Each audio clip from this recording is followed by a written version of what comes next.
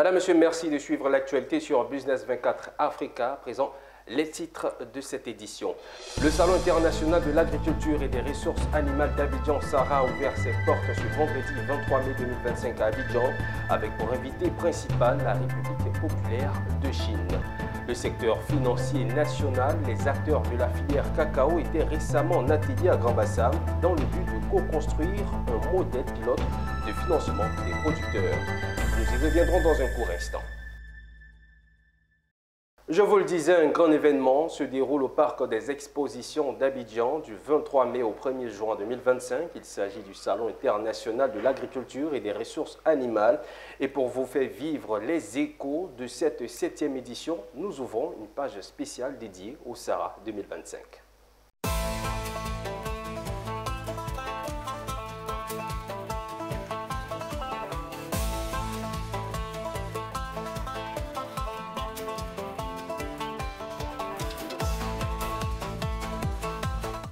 Et pour parler de long large du Sahara 2025, je suis en compagnie de Alan Itoua. Bienvenue Alan. Merci beaucoup Anja Semia. Après les Pays-Bas en 2023, c'est au tour de la Chine d'être sur le siège d'honneur en 2025. Exactement, Anja Semia, le Salon international de l'agriculture et des ressources animales d'Abidjan Sahara cette année a pour invité principal la République populaire de Chine. Le Sahara a choisi pour thème quel système de transformation agroalimentaire pour la souveraineté alimentaire en Afrique. Un thème qui invite à prendre la Chine en exemple. Cette 7e édition du Sahara s'est ouverte en présence du Premier ministre Begri Mambe et du vice-ministre de l'Agriculture et des Affaires rurales de la Chine. Un compte rendu de notre envoyé spécial, Philippe Zabo.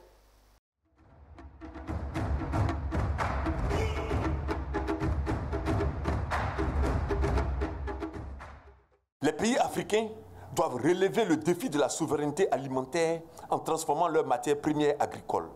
Tel est en substance l'enjeu du Sahara 2025. La souveraineté alimentaire étant le droit des populations à décider de leur propre stratégie et politique pour garantir leur sécurité alimentaire à l'image de la Chine. Un exemple à imiter selon le ministre d'État, ministre de l'Agriculture. Le constat est clair. Notre continent, malgré son immense richesse naturelle, et sa biodiversité abondante est confrontée à des pressions considérables sur les systèmes alimentaires. Pour nous accompagner donc dans cette réflexion, le choix s'est porté sur la République populaire de Chine. La Chine, ce vaste territoire de 9,6 millions de kilomètres carrés, n'a que 10% de terres arables, contre 60% des nôtres. Pourtant, avec cette portion de terre, la Chine réussit l'incroyable défi de nourrir une population de près de 1,4 milliard, soit environ 20% de la population mondiale, et à dégager des excédents qui sont exportés partout dans le monde. Pour y arriver, le Premier ministre a identifié des difficultés à surmonter. Le président Alassane nous a demandé de mettre l'accent sur les éléments suivants. Premièrement, la diversification des cultures de rente. Deuxièmement, la transformation locale sur plusieurs niveaux des cultures de rente par l'accélération de l'agro-industrie. Troisièmement, l'amplification de la production des intrants de grande qualité. Quatrièmement, la mécanisation des exploitations agricoles. Cinquièmement, l'amélioration des rendements pour limiter les cultures extensives et protéger ainsi nos forêts. Quant au vice-ministre de l'Agriculture et des Affaires rurales de la Chine, il est revenu sur la coopération sino-ivoirienne. Sous la direction stratégique des chefs d'État des deux pays, la Chine et la Côte d'Ivoire ont ces dernières années uni leurs efforts pour faire progresser de manière significative leur coopération agricole, avec des résultats concrets. Premièrement, les démonstrations techniques et leur diffusion ont donné des résultats remarquables. Après près de 30 années d'efforts inlassables, Les deux parties ont développé ensemble, dans le périmètre piscicole de Guiguidou, dans le sous-préfecture de Divo, plusieurs variétés de riz à haut rendement à adapter aux conditions locales. Le rendement à l'hectare est passé de plus de 2 tonnes à plus de 5 tonnes. Hier, j'ai passé toute la journée sur place pour une mission d'observation. La cérémonie a pris fin par une visite des stands du Premier ministre accompagné de la présidente du Sénat de Côte d'Ivoire. Cette 7e édition du Sahara en Jassémien, c'est aussi un large public, qu'ils soient exposants, visiteurs ou conférenciers. Ils ont exprimé de grandes attentes pour cette édition. Pour beaucoup, le Sahara représente une occasion unique de découvrir les dernières tendances, d'échanger des idées et de nouer des partenariats. On les écoute. Vous voyez l'engouement. Je suis très content. Je suis très content déjà pour les annonces faites par notre ministre de tutelle, le ministre Kobina Kwasi Adjoumani. Et vous voyez, c'est ça. Nous tous nous attendons. La transformation de nos matières premières. C'est en ça seulement que nous y gagnerons. Sinon, en vendant de manière brute, nous gagnons très peu. Franchement, je suis très content et de voir ce mastodonte de la Chine qui est aujourd'hui le pays invité et je pense qu'il peut absorber tout notre cacao et tout notre café. Avoir la taille de cette 7e édition, cela démontre vraiment la grandeur de la Côte d'Ivoire en matière d'agriculture. Pour moi, c'est de saluer les efforts des autorités ivoiriennes pour tout ce qu'ils apportent à l'agriculture ivoirienne. Je suis cacaoculteur, je suis témoin des efforts de l'État. Et nous attendons que la volonté de l'État soit davantage de nous aider et surtout que l'interprofession de la filière café-cacao puisse voir le jour cette année. C'est cela le vœu le plus important. Là, c'est une occasion très belle pour nous de communiquer. Et là, cette année, la participation s'est même améliorée. Nous aurons des pans entiers du programme pour communiquer sur différents aspects de la politique agricole de la CEDEAO. Et quand on voit que la Chine, malgré sa grande population, elle arrive à s'autosuffire, nous disons qu'il faut quand même nous imprégner des réalités de l'agriculture chinoise pour véritablement développer le secteur agricole également en Côte d'Ivoire et nourrir à partir de la Côte d'Ivoire les Ivoiriens et l'Afrique entière.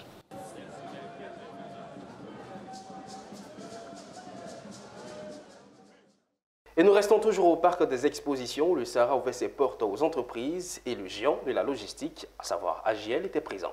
Justement, en Jassémien, cette 7e édition du Sahara, qui s'est tenue dans un cadre somptueux, a attiré de nombreux participants allant des entrepreneurs aux représentants des institutions publiques. Au cœur de cette inauguration, l'entreprise AGL, reconnue comme un géant de la logistique, a marqué les esprits en présentant ses services innovants. C'était au micro de Michel Brault. Pacosi a 3 services importants. Aujourd'hui, d'où la participation au Sahara. Déjà, nous sommes le leader dans la confection de palets de bois en Côte d'Ivoire. Nous sommes aussi le leader dans la réparation de containers, donc qui vont servir à l'exportation de fruits tropicaux, comme bananes, mangues avec les containers frigorifiques, mais aussi pour des produits agricoles comme le cacao, l'anacarde, dont la Côte d'Ivoire est le leader. Et enfin, on a un 3e service, c'est l'entrepôt fruitier, où là, on va faire du conditionnement de fruits tropicaux, comme la noix de coco, par exemple. Où prochainement on va se doter d'une calibreuse coco le mois prochain, d'accord. Et on fait aussi de l'exportation d'attiéké et de placali. C'est du conditionnement et de l'exportation. On fait à peu près une centaine de containers par an. Le Sahara, si vous voulez, pour Pacosi, ça nous permet de pouvoir rencontrer les acteurs qui correspondent vraiment à ces défis sur l'agriculture. Donc nous, on est là pour apporter un soutien technique, industriel, pour permettre l'exportation de ces matières. Et ça permet en même temps de pouvoir essayer d'imaginer demain comment on va pouvoir industrialiser aussi, nous moderniser dans notre activité. De ce fait, pour la confection de palets de bois, prochainement, on va se doter d'une machine automatique pour la confection de palets de bois et en même temps d'une machine pour la confection de palets de plastique, puisque c'est une demande aujourd'hui qui est croissante en Côte d'Ivoire. Et comme je l'ai dit tout à l'heure, on va avoir une calibreuse coco qui va être acheminée d'ici le mois prochain et qui va nous permettre de pouvoir conditionner beaucoup plus rapidement les noix de coco avec un calibrage plus précis et qui répondra plus aux attentes, notamment de l'Union européenne.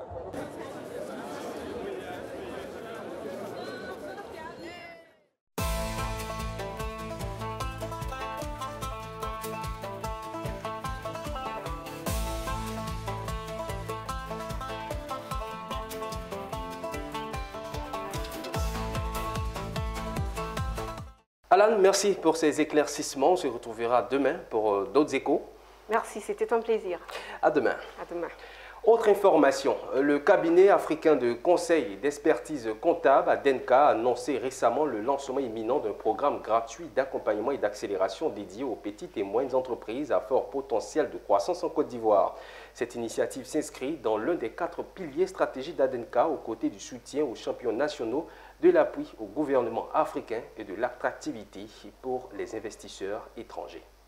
Le cabinet ADENCA a vu le jour afin de puiser dans la richesse du patrimoine historique africain, les motivations et les solutions pour accompagner le développement économique et social durable de l'Afrique. ADENCA incarne l'alliance savante entre le savoir-faire local et le respect des standards internationaux, d'où la signature du cabinet, empreinte africaine, expertise internationale.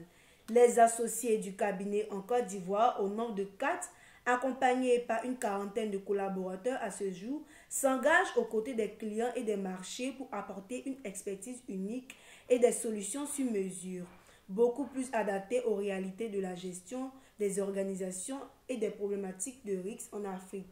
En effet, fort de sa longue et fructueuse expérience en Côte d'Ivoire et en Afrique francophone, Marc Wabi s'est entouré d'associés compétents justifiant de plus d'une quinzaine d'années d'expérience chacun et ayant enregistré des carrières d'exception dans les cabinets d'audit et de conseils locaux ou internationaux. Vous savez qu'aujourd'hui, et j'allais dire c'est parce que c'est culturel, nous avons dans nos pays une appétence à faire le commerce assez forte. Et donc chacun, pour pouvoir compléter ses revenus, s'engage dans des activités de commerce. Et il est normal de commencer de façon informelle. C'est normal.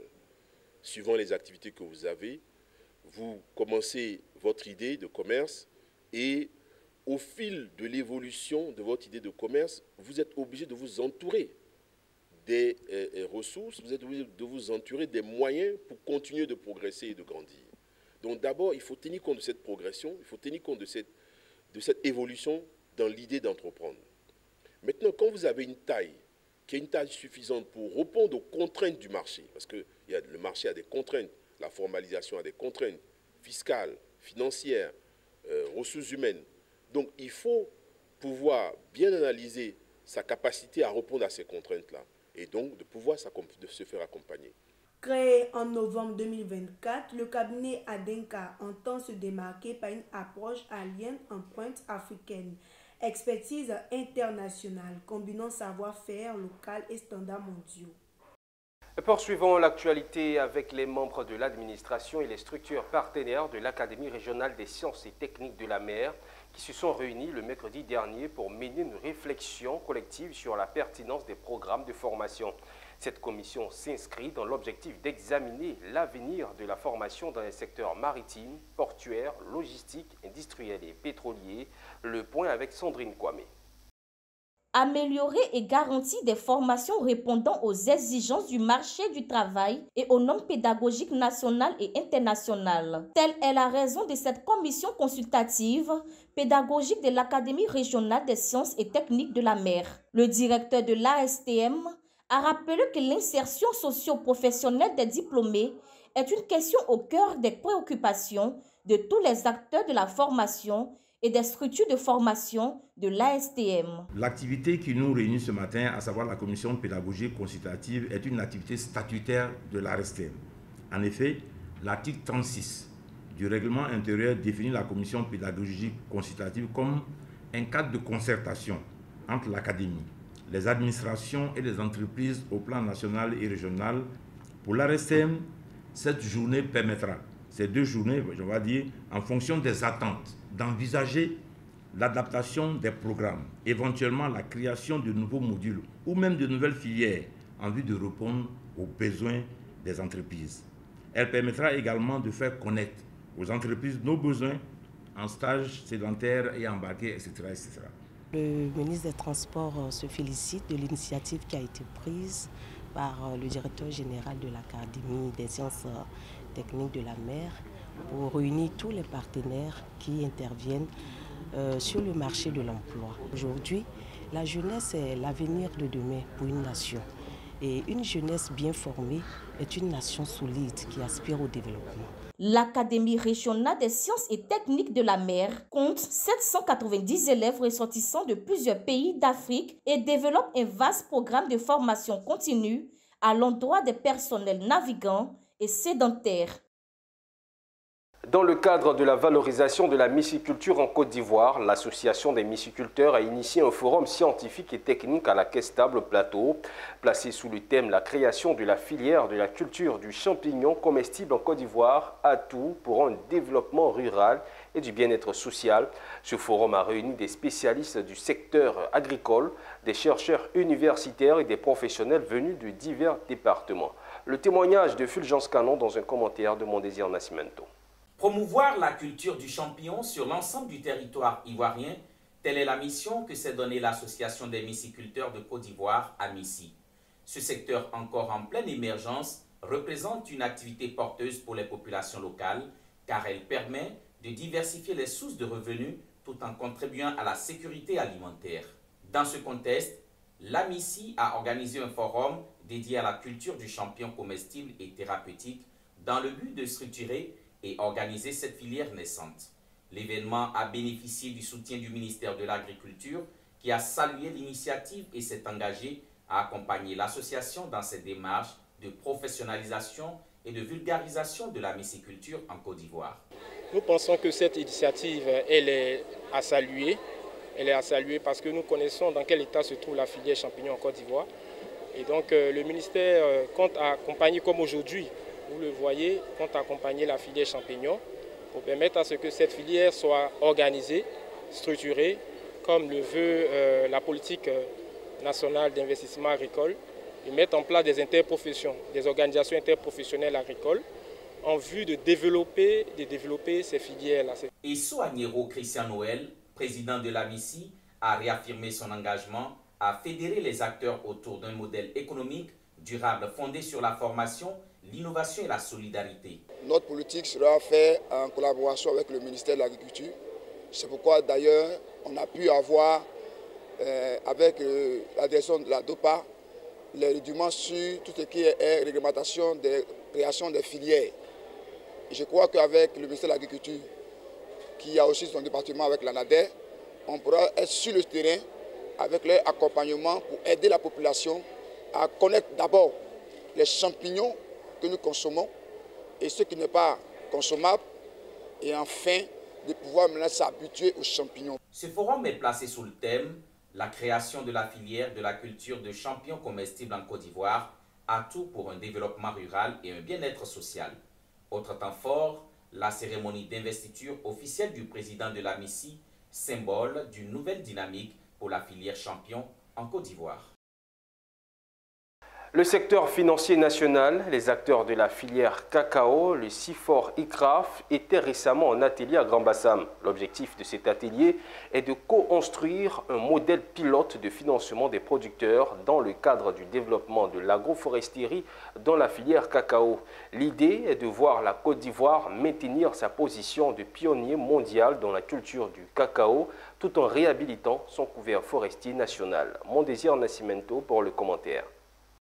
Comprendre les enjeux de l'adoption de l'agroforesterie dans la filière cacao en Côte d'Ivoire, présenter les résultats de l'étude de marché sur les besoins des acteurs pour la mise en œuvre de l'agroforesterie, renforcer les capacités des institutions financières à concevoir des produits financiers adaptés au milieu, développer les mécanismes de garantie pour faciliter l'accès au crédit des producteurs et proposer des outils numériques pour améliorer l'efficacité des services financiers.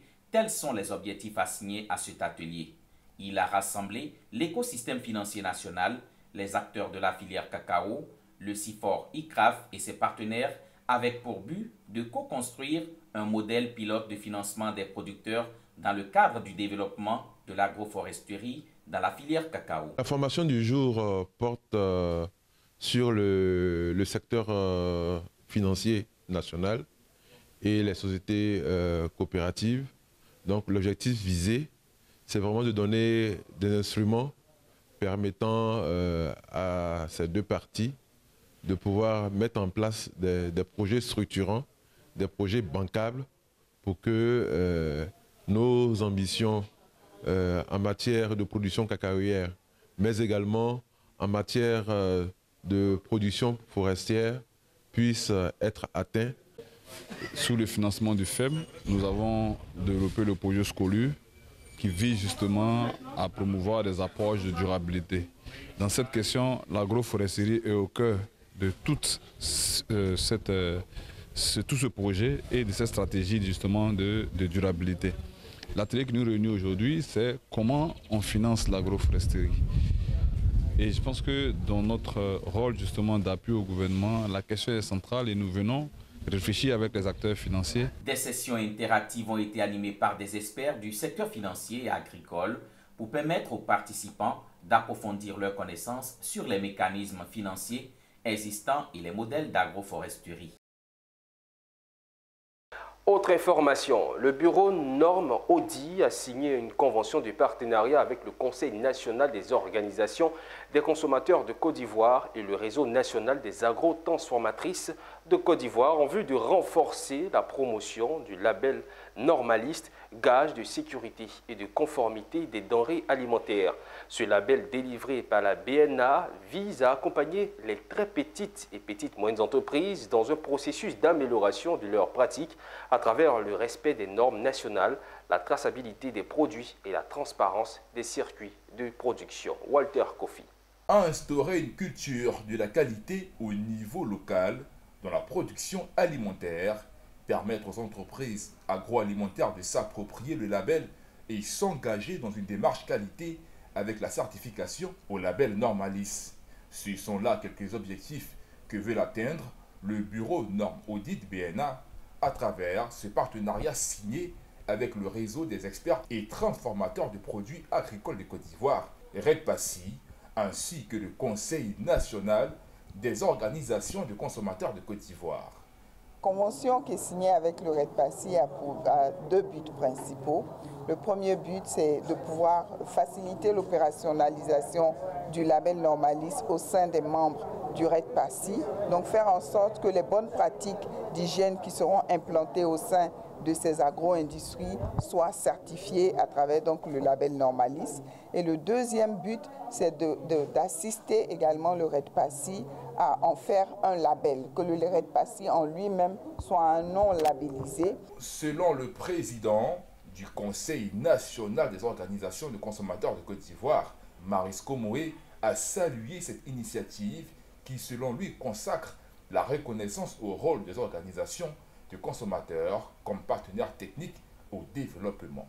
Si vous allez rentrer dans une boulangerie et vous regardez comment la farine est reçue, la farine de blé panifiable est reçue par la boulangerie, comment cette farine est stockée jusqu'à ce qu'on en fasse des pâtes pour que ça devienne du pain mis à la consommation, donc à la disposition du consommateur final. J'avoue que beaucoup parmi nous ne toucheront plus au pain. Beaucoup parmi nous ne toucheront plus à tout ce qui sort de nos pâtisseries.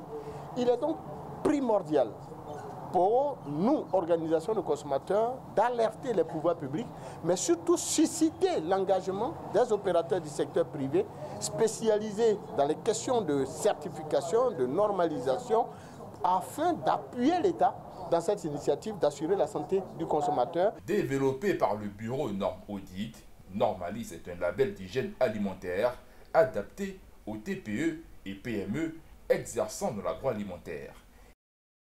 Dans des secteurs longtemps dominés par les hommes comme le bâtiment et les travaux publics ainsi que les mines, les femmes s'imposent progressivement, faisant preuve de compétences, de résilience et de détermination. C'est dans ce cadre qu'elles ont organisé la Journée nationale de la femme dans le BTP et les mines, la deuxième du genre qui s'inscrit dans une volonté forte de valoriser leur rôle dans ces domaines techniques et industriels. C'était à Yamoussoukro le week-end dernier en présence de Charles Kouakou et de Soro Estelle. L'événement a rassemblé une grande diversité d'acteurs, ingénieurs, techniciennes, entrepreneurs, étudiantes, responsables d'entreprises, représentants d'institutions publiques et des partenaires techniques. Les objectifs de cette journée sont multiples. Promouvoir une participation active et inclusive des femmes dans le secteur du BTP et des mines. Créer un espace d'échange entre les professionnels, les autorités publiques, les entreprises et les institutions de formation. Identifier les défis, les opportunités et les perspectives d'évolution des femmes dans ces secteurs. Renforcer les compétences des participants à travers des ateliers techniques, des témoignages inspirants ainsi que des sections de réseautage. Plusieurs temps font rythmer la journée, notamment une conférence dédiée aux enjeux du genre dans le secteur industriel. D'ici 2026, c'est de créer la première entreprise ivoirienne dirigée uniquement que par les femmes qui va construire tout ce qui est édifice, tout ce qui est structure en Côte d'Ivoire. On n'a plus besoin, pour moi, on n'a plus besoin de faire appel à des gens juniors de l'extérieur pour venir nous construire ce dont on a besoin. Une initiative encouragée par les aînés. Je peux dire que je ressors aujourd'hui avec les yeux plein d'étoiles dans les yeux de voir justement ces jeunes dames dynamiques, brillantes, intelligentes qui constituent la relève et qui nous donnent nous de l'espoir. On va dire nous un peu les grandes sœurs du secteur des mines et du BTP, de voir ces jeunes filles-là dans cette amicale. On ne pouvait qu'appuyer une telle initiative. Pour la suite de leur carrière, c'est de continuer de la sorte, de ne pas se mettre de plafond de verre. Il n'y a rien qui leur est impossible. La deuxième journée nationale de la femme dans le BTP et les mines s'impose ainsi comme une plateforme stratégique de dialogue, de visibilité et d'action en faveur de l'autonomisation de la femme. Cette soirée s'est terminée par la présentation de la présidente par intérim au nom de Roxane Assier et la coupure du gâteau. Autre information, le conseil régional du Cavali, dirigé par le ministre d'État, reste attentif aux préoccupations des responsables des établissements de sa circonscription administrative. Il a récemment équipé 5 collèges de proximité de la région. La remise officielle de ce matériel a eu lieu le 22 mai dernier au siège du conseil régional en présence de notre reporter Théodore Kanga. 3 bureaux, 3 fauteuils de direction, 6 chaises de visiteurs, 10 chaises pour les salles de professeurs, une table de réunion et un meuble de rangement. C'est l'ensemble du mobilier reçu par chacun des 5 collèges de proximité de la région du Cavali. Ces équipements ont été officiellement remis le jeudi 22 mai 2025 au siège du conseil régional. À cette occasion, le 4e vice-président du conseil régional, représentant madame le ministre d'État Anne-Désirée Ouloto, président de la région, a souligné que cette action s'inscrit dans les missions et prérogatives de l'institution régionale.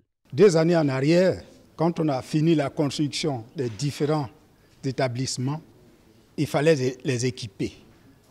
Et aujourd'hui, la ministre d'État nous honore pour remettre officiellement tous ces mobiliers-là aux différents établissements. Et je voudrais dire à chaque bénéficiaire d'en prendre soin.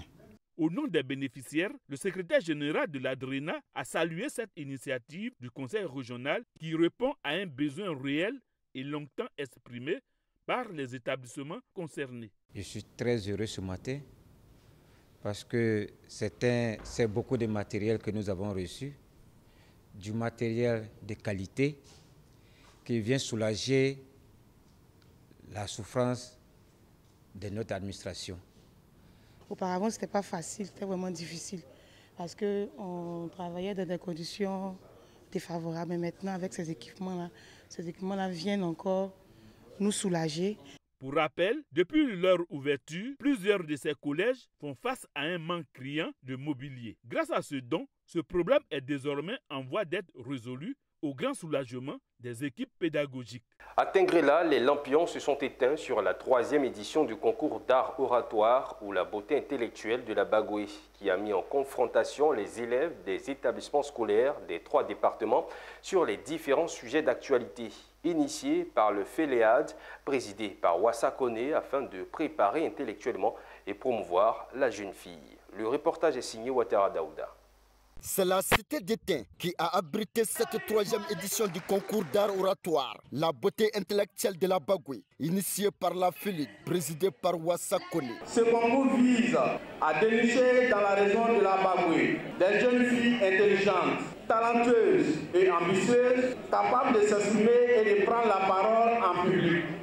Ce grand événement a mis en lumière 12 candidates venues des départements de Boundjali, Kouto et de Tengrela, issues des établissements secondaires publics et privés. À travers ce concours d'art oratoire, vous offrez ainsi à la jeunesse féminine de notre région bien plus qu'une scène, un sanctuaire où les mots se transforment en actes, où chaque voix devient un pilier pour ériger une société plus juste, plus consciente et plus inclusive. À la fin de ce concours d'élogage, c'est Miss Kwame Deborah au collège privé pavillon de Tengrela qui remporte la victoire. Merci à la présidente de la FELEAD qui offre par cette esplanade l'opportunité à la jeune fille de sortir de son fond intérieur. Et je suis vraiment émue. Notre objectif avec ce concours, c'est de faire la promotion de l'excellence en milieu scolaire. Et je peux dire aujourd'hui que nos jeunes filles qui ont gagné se sont démarquées de toutes les autres candidates. Nous rêvons de faire de ce concours un concours national. La beauté physique, certes, mais la beauté intellectuelle surtout. Et on a parlé d'art oratoire. Ce n'est plus à démontrer. L'expression en public, l'expression de façon générale est importante pour nos apprenants. Vraiment, il faut dire merci et merci aux organisateurs. Nous sortons satisfaits de cette cérémonie. C'est une activité, quand on la regarde, nous en sommes extrêmement fiers de voir nos enfants qui excellent. Si elles arrivent à briser le silence, à sortir de la torpeur, à s'exprimer, comme je l'ai dit, à extérioriser ce qu'elles ressentent, elles vont prendre le pouvoir. Les 3 meilleurs ont été récompensés, ainsi que toutes les finalistes. Et c'est la fin de ce journal. Merci de l'avoir suivi. Restez en notre compagnie. Le programme se poursuit sur Business 24 Africa.